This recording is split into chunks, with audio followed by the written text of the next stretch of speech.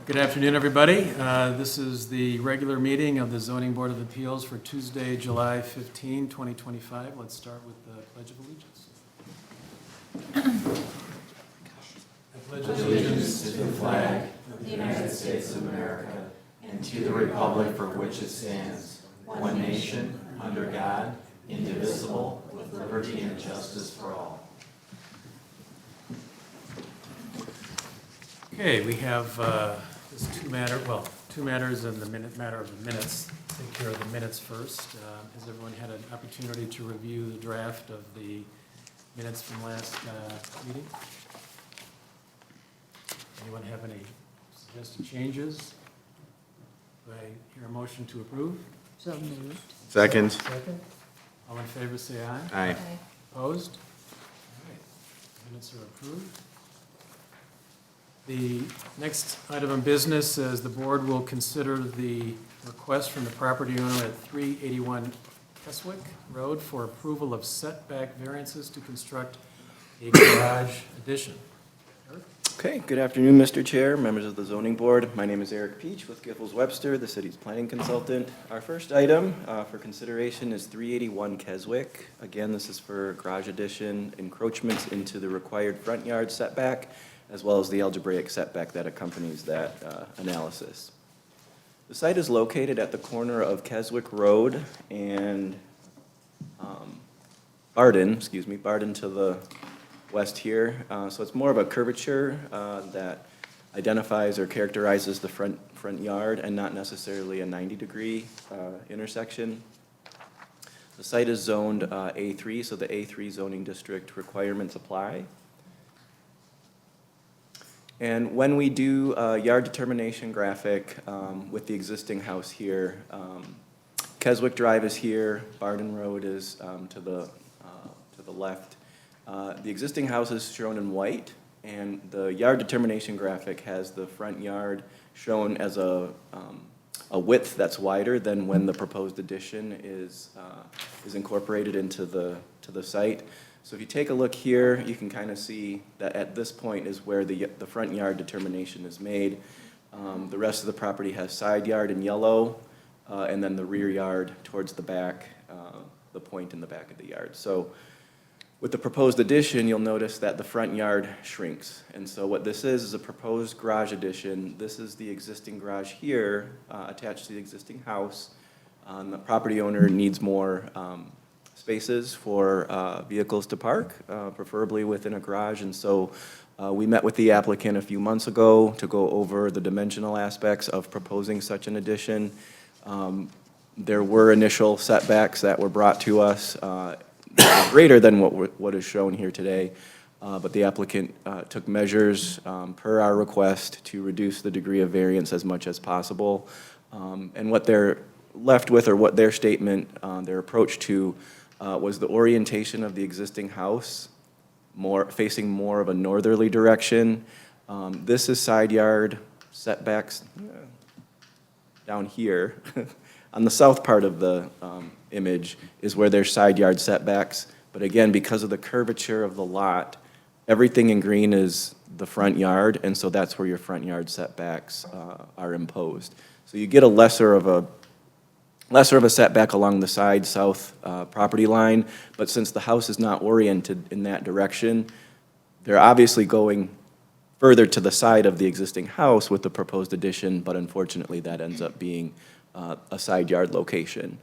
So those standards apply. The 45-foot setback is encroached upon. The garage will be attached to the existing house. And so with the encroachment of the 45-foot setback, there's also an encroachment of the algebraic setback analysis. So we have two variances under consideration today. Number one, the encroachment of the 45-foot setback by the structure itself. That's proposed to be at 31 feet. But then when you apply the algebraic setback, there's 2 points along all of our different lines that we tested for the structure. So we have line A through line D here. And 2 of those lines fail the analysis. The building's either too tall, too long, or it's too close to the property line. And it's in that area that there's a problem. So This is just a diagram showing the area of encroachment. So as you can see, the existing house is here, and by proposing an extension further to the side of the house, it's encroaching into the front yard, technically speaking. And then the blue line is where the 45-foot setback is. I think we're out of battery. And then just to kind of give a visual understanding of where the algebraic setback analysis fails, it's the area in red. So again, the portion that's a triangle, that's the actual physical encroachment into the setback. But as you can see here, the outer portion of the building is not shaded in red, and so those lines, there's two of them, those meet the algebraic setback analysis, but it's once you get to the red where the building is higher, the pitch is higher, and the length is longer, that's where it fails the analysis. And then once you go further back, that portion of the building is back to compliance of the formula. So then we just want to provide some visual perspective. This is looking at the front of the driveway, obviously, and so it's hard to visualize, but this is the curvature here of the two roads coming together. There is a little bit of a bump out within the public right-of-way that creates more of a hard turn, but the property line is more of a sweeping characteristic to it. So as you can see, there's existing landscaping that would help with screening efforts. That's proposed to stay, so the property will maintain its screening. But again, this is in addition to the house, so it's not like this is an accessory building or structure. It's attached to the house, and the architect applicant had stated that their intention was to mimic the design of the house. The two garage doors, the existing garage door here faces to the side, and then the proposed new ones will face the existing garage doors, so that the intention is the new addition will create more of a seamless extension of the existing house. We did do some research to determine that the upper stories above the driveway is just attic space, and it's not part of the proposed addition up here. This is just looking down below, so it's more or less just a high one-level garage. But the only connection through conditioned space, that being inside the house, is an extension or a connection to the attic from the main house. Can I ask you a question? Yep. I walked this property today, and just to understand better what they wanted to do here, and so there is an arborvitae hedge on the right. Just to give me a visual, will this addition go that far over to the arborvitae? Let me see.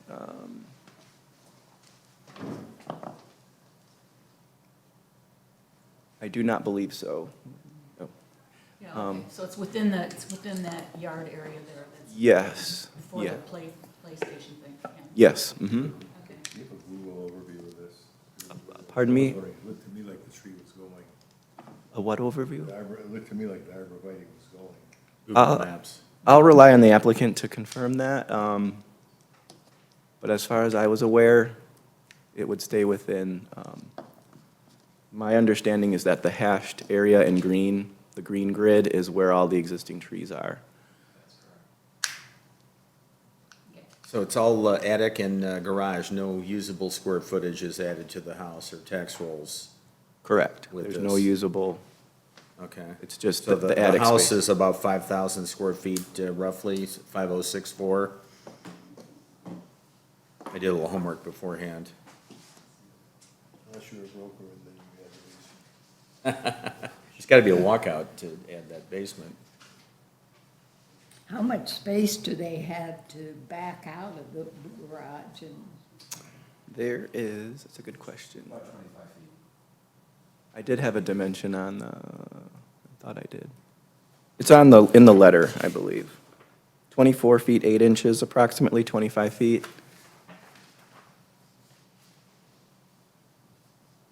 Was there any landscaping consideration with this application, or is it intended that it be tucked in behind the existing landscaping, and that's all? We didn't get into landscaping requirements because it's a building addition. We took that the existing landscaping would be applicable in terms of screening, but again, it's a home addition. But if it's the zoning board's position that additional screening would be appropriate, then that's something that can be considered. There was one complaint, and how close is the house to that project that they would complain about it? I did see the letter of objection just now for the first time, so I'm not sure which property that is. I went there too.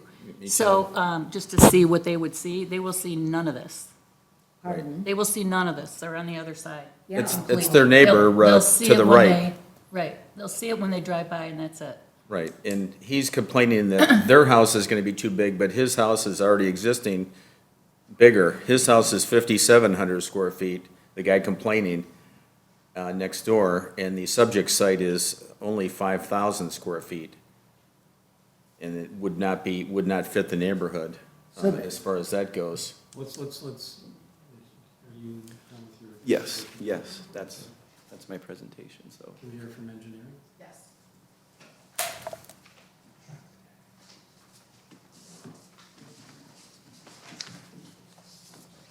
Good afternoon, Leah Michaels with HRC. As far as engineering goes, everything they're doing is on grade, so we don't have any grading variances or anything that required planning commission approval. But they did add some drainage elements to the property that I wanted to touch base on. So currently, the project does drain, or the property in the front does drain to Keswick, does drain to the road, which does have storm sewer on it. And the remaining of the property drains towards the rear. And they are adding some additional storm management in the rear of the yard to capture some of the new water from this proposed addition. So they do have two basins proposed in the rear, along with a large area that will be pea stone that will capture the water and maintain it on site and infiltrate it back into the road. So we do feel what they're proposing for the stormwater improvement kind of matches with and is sufficient for the proposal before you today. Are those sumps back there in the corner? No, they're just like a dry well area, so just an area to capture water and hold it, so it infiltrates back into the ground before it gets onto neighboring sites. And are they contouring in yellow, is that a? Yep, that's a swale, so the intent is to get the water to drain back that way. Right, So some there's changes gonna to the be topography. Modification to some grading, but nothing that needs to be approved, there's no pits, fills, and guts that need to be considered. Correct, yep, some minor modifications to the topography to make the water drain. And just filled Towards with there. like pea gravel or something? In the rear, it will be. I'm guessing this is probably just grass area, but just, that will direct the water towards the area that will have the pea stone. Any questions for Leah? Thank you. The applicant like to, any comments?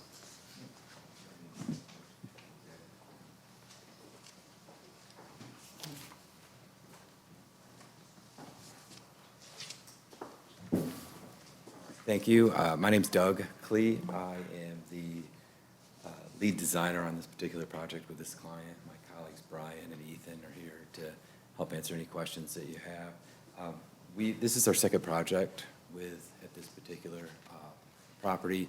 Client reached back out to us probably 6 months ago or so, expressing an interest in adding garage space for two reasons, I guess. First is that you could see in the picture they have kind of a large stone pad in the front, but they essentially have a 2.5 car garage, so it's a kind of a big house for a 2.5 car garage. All their kids are driving age, and so if you swing by there, maybe not during the day, but if you certainly swing by there in the evening, it's a bit of a parking lot. And then, we'd like to kind of clean this up. We'd like to get some cars in the garage. We ran immediately into knowing that this was going to be an issue, and in positioning a garage that faced the street is obviously not going to be allowed. And so we decided that maybe this would help, considering that according to the rules, the front-facing garages are not allowed, yet here we are with an existing conditioned front-facing garage, technically, according to this. And so by building the garage with the covered area between. It was our thought that that would actually help to satisfy that turning the garages away from the road so that they were not visible. Another thing that triggered this a little bit is Phoebe Hewins, the owner at the residence. They faced the park, so they had somebody kind of come in and break into one of the cars, steal some stuff from the garage, and they were like, well, maybe if we could kind of hide those garages so they weren't just the first thing that people see when they come into the neighborhood. Now, in the picture that you saw, it was pretty green, so we don't intend to touch any of that greenery, by the way. So in the summer, it'd be hard pressed to even see the garage through all that green, but in the winter, it gets a little bit thinner, so that's what Well, they're to concerned. that point, in following your concern about people noticing the property and coming out of property, I would think that, we would want to supplement the landscaping there if they could see before through the trees. Even with this project, there's no thought to supplementing the landscaping.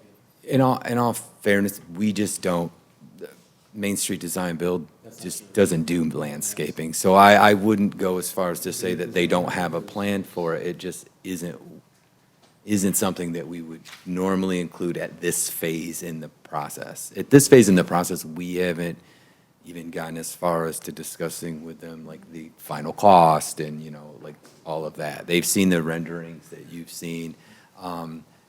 But And any deciduous trees are behind the evergreens. There's a whole row of evergreens there.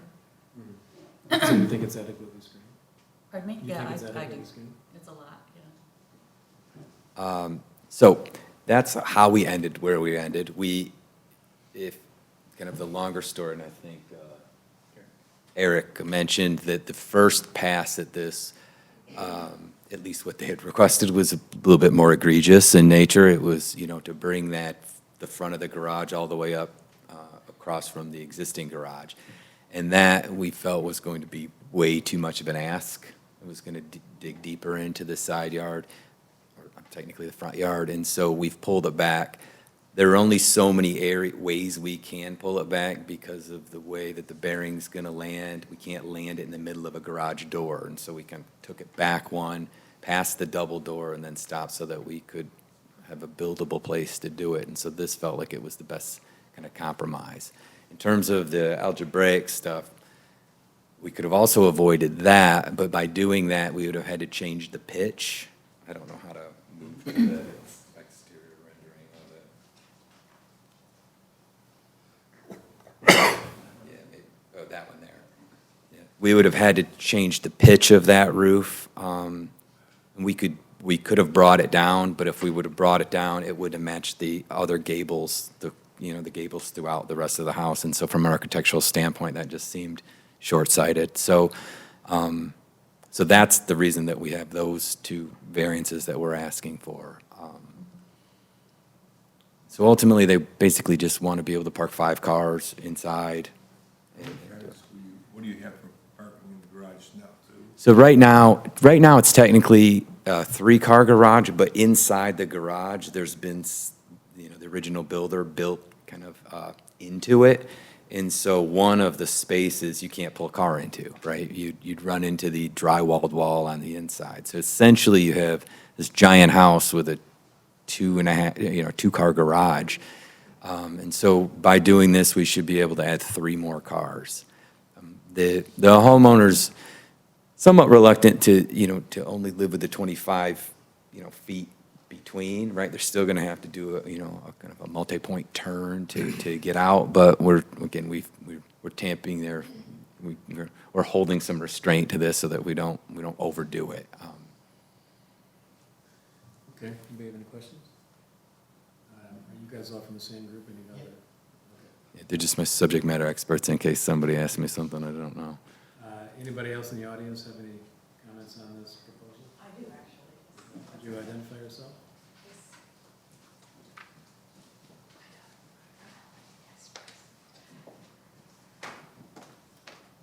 Small world.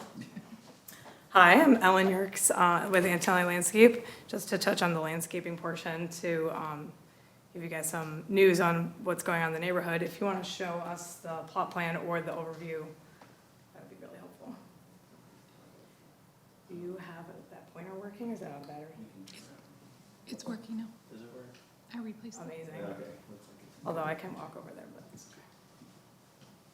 okay. Okay, wonderful. Okay, so I just happen to be planting in this property in the next few weeks. So I'm actually gonna have 1, 2, 3, 4, 5, 6, and then a cluster, 1, 2, 3, 4, 5, 6.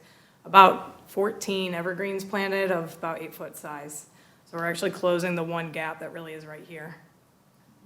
So I mean, I could even suggest a few more now, learning about this project. That the homeowner of 372 Barden might be willing to participate. So Doug has a beautiful project. Unfortunately, she won't be able to see it. Thank you. Okay. Brought to you by, okay, anybody else have a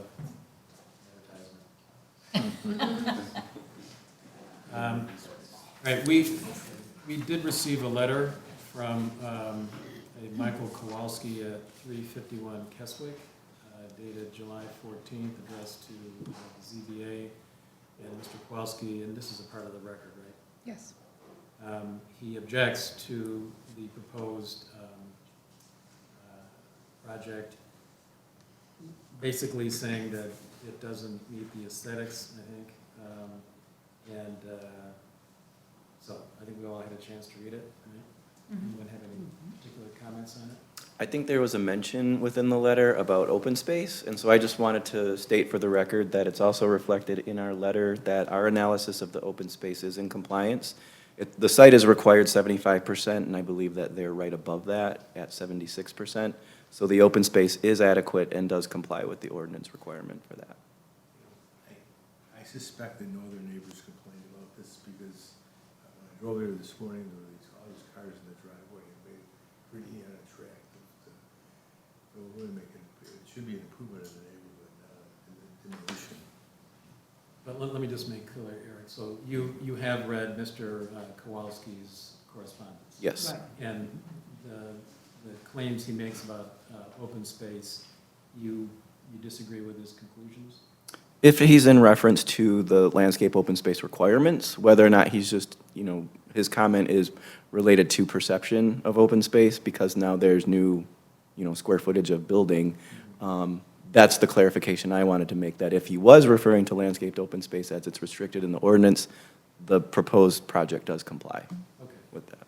thank you for that. And the person writing the letter may not have understood the landscaping that was going to be done and all of that.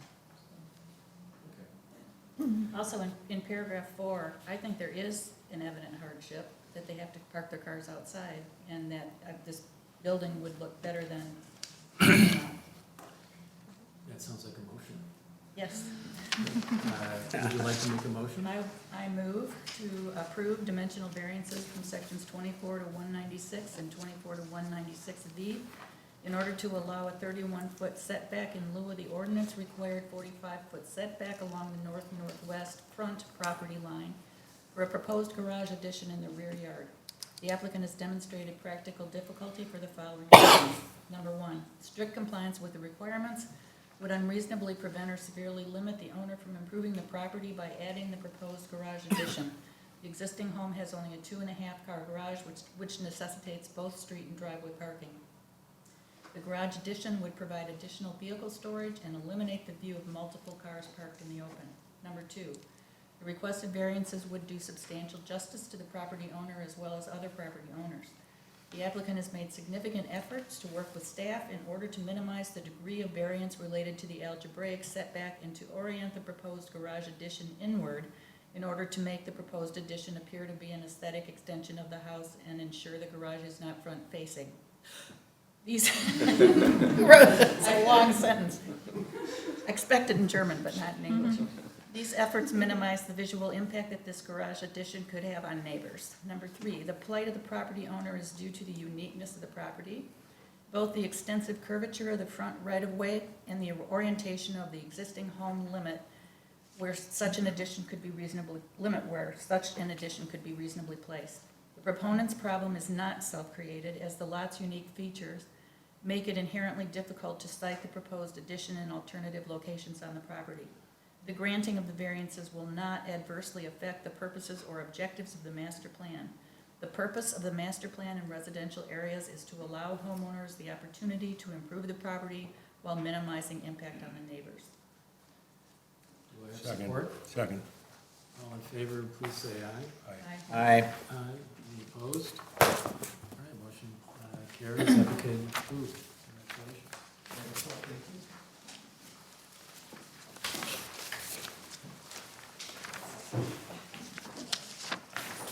All right, the next matter, and final matter, is the board will consider the request from the property owner at 534 Hunter's Crossing for a variance to allow a setback of 4 feet for a proposed pergola.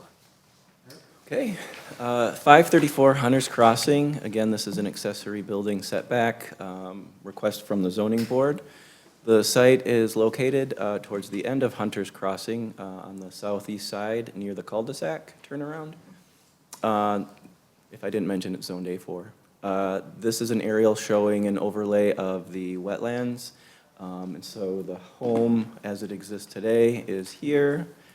And as you can see, it's in relative close proximity to the wetlands in the floodplain towards the rear of the property, which is quite heavily wooded. So when doing our full analysis of the ordinance standards, again, this is the A4 district, so those are the standards that apply.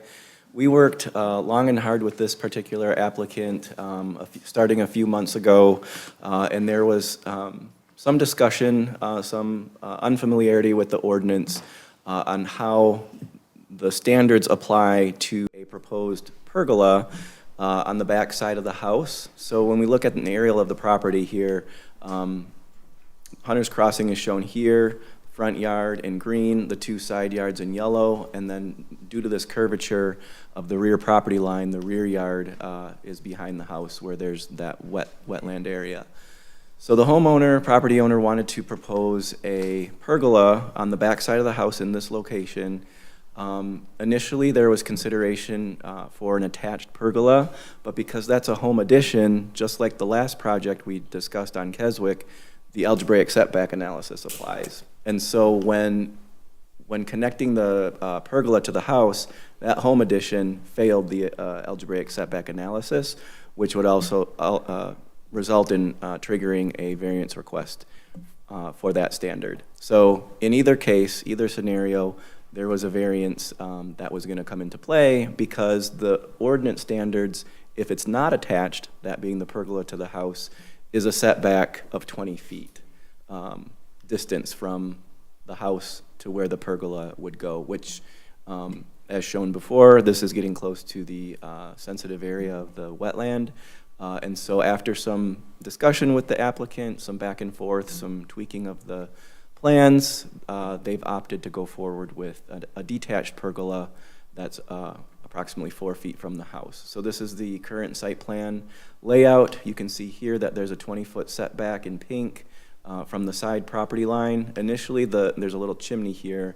Initially, that was encroaching into the setback, but we had them scooch it over in the full analysis to determine that otherwise everything's in full compliance of the zoning code. There were some items that required planning commission approval at the meeting last week. Coming off of the chimney here, there's some side yard walls. And so just like side yard fences, side yard walls also require approval from the planning commission. And then the chimney itself is considered an accessory structure in the side yard, and its location in the side yard required the planning commission's approval. So just to give you a little background on a lot of the effort that went into the analysis of this, it's a simple pergola, but at the same time, there's some pretty complex the algebraic formula that comes into play. So the purple highlighted area is where the longest extent of the test line would go, and so that amounts to about 26 feet. And then as it relates to the setback off of the the right-hand property line, the outcome of that formula was just too much. And so attaching the pergola to the house failed the algebraic setback. So this also has a deck replacement, so everything shown in brown, the overall project, I should say, includes a deck replacement. So the existing deck that was in that location is being replaced, and you'll see that in some of the color renderings coming up. There is a hot tub shown here, surrounded by some wall, and then the pergola in purple, the fireplace in orange, and then the walls shown in red. So those are the elements that are sensitive to the ordinance review that were subject to Planning Commission and ZBA approvals. So the applicant did a really good job with putting together some images just to give some perspective of what's occurring on the property. This is that existing deck that has since been removed and will be replaced.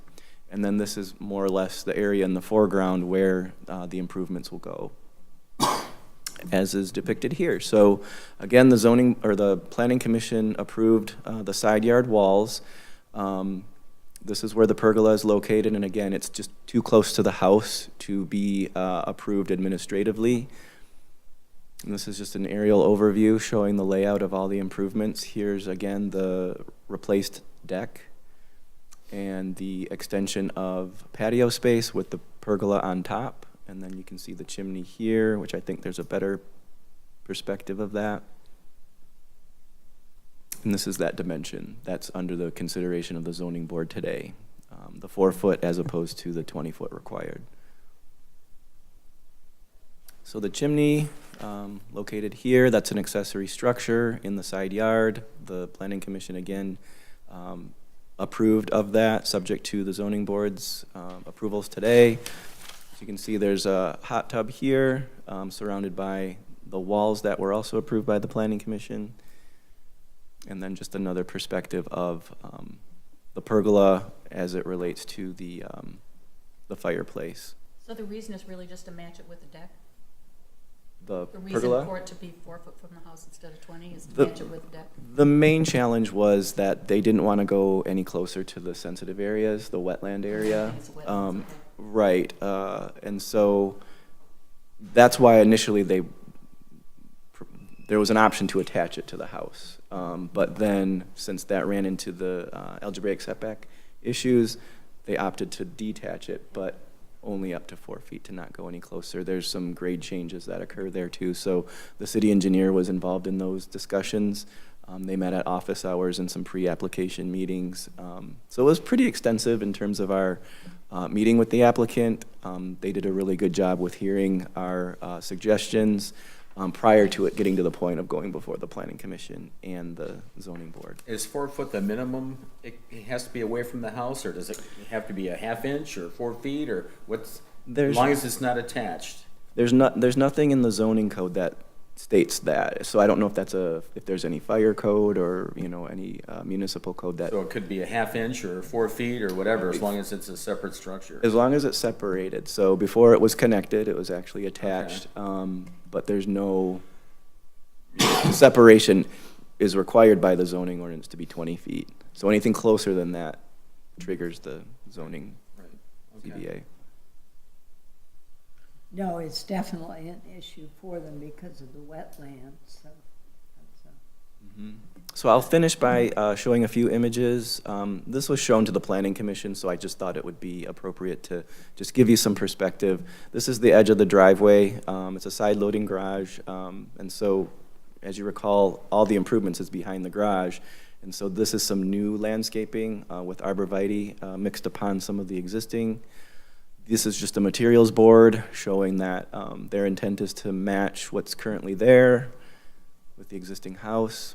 And this is just more or less conceptuals and inspiration to show it's not a pergola that's more elaborate than what you're showing here. And then for context, the purple again is the pergola, 4 feet off the house here. It's a little faint and hard to see. But any views would be from the right-hand property owner. And so as you can see, there's existing mature trees, and then with the added 7-foot arborvitae, we felt that that was appropriate screening to start with. So that concludes my presentation. Again, it's for a dimensional variance of 4 feet as opposed to 20 feet, setback from the existing house. Leah's here if there's any questions for engineering review. Any more questions for the planner? Thank you. Yeah.